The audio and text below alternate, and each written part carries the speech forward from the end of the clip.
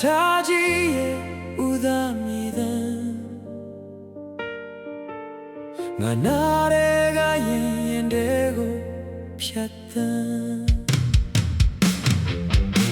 ရထားကြီးရဲ့မြေလေလွေကြတိုင်းချာနော်ရမိုင်းခိုးလိုက်မိုးလိုအိမ်ပြန်ခြင်းနဲ့ဆိုရီတလိုက်လိုက်တဲ့ကလာပီတဆိုင်ဆိုင်နဲ့မွန်ချွေခဲ့ရတာရပောင်းမရေနိုင်လို့ဘူးမေရဲ့ရထားဒီတဲ့ကြတဲ့ကြတော့မေရဲ့ချမ်းမြောက်ရရဲ့စီ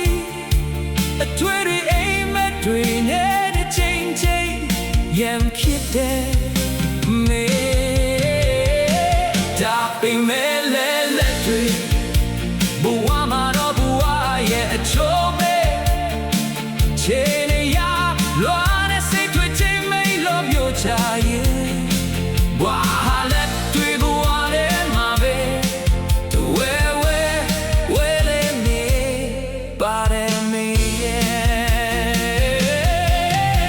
ရထားကြီးပန်ကြတိုင်း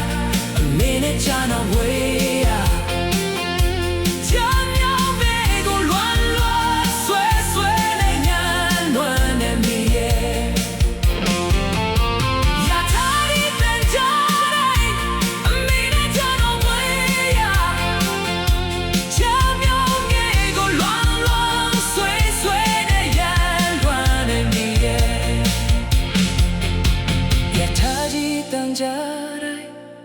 မင်းနဲ့ချာနော်ဝေး